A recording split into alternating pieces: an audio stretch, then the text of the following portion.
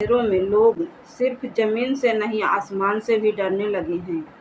वजह है ड्रोन से होने वाली हाईटेक चोरी। यह चोर ना बाइक पर आते हैं और ना पैदल भागते हैं।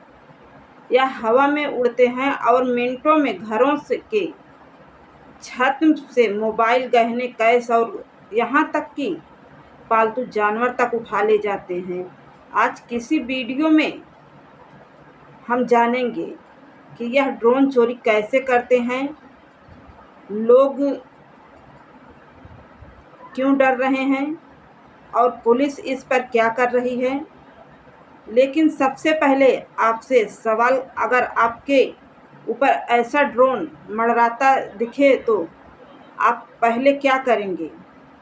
कमेंट में बताइए। और हाँ, वीडियो पसंद आए तो लाइक और चैनल को सब्सक्राइब जरूर करें।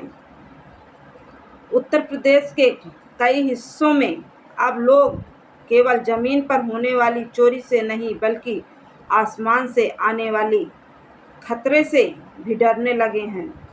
यह खतरा है हाईटेक चोरी का, जहां चोर बाइक या पैदल नहीं आते हैं बल्कि उड़ते हुए आते हैं। दिन के समय जब लोग अपनी छत पर कपड़े सुखा रहे होते हैं या अपनी दुकान पर बैठे होते हैं, तभी अचानक ऊपर से हल्की गड़गड़ाहट की आवाज़ सुनाई देती है।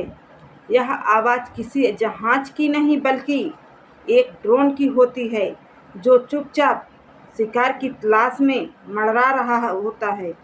शुरू में यह घटनाएं सीमावर्ती गांव में दिखी। रात के समय दूध की डेयरी, छोटे छोटे दुकानों और शादी ब्याह के पंडालों में मोबाइल, गहने और नकदी अचानक गायब होने लगी। पहले लोग सोचते रहे कि चोरी हुई कैसे, क्योंकि किसी को कुछ दिखता नहीं था। लेकिन जब कुछ लोगों ने आसमान की तरफ देखा,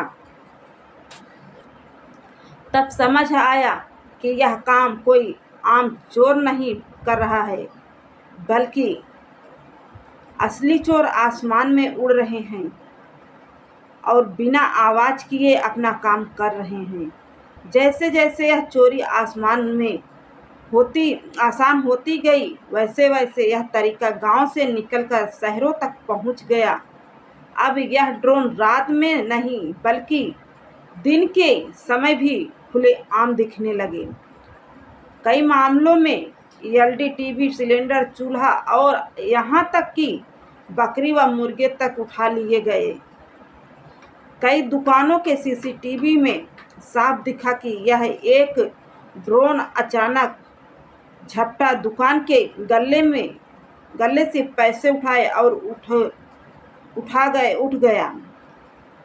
लोग हैरानी में बस देखते ही रह गए।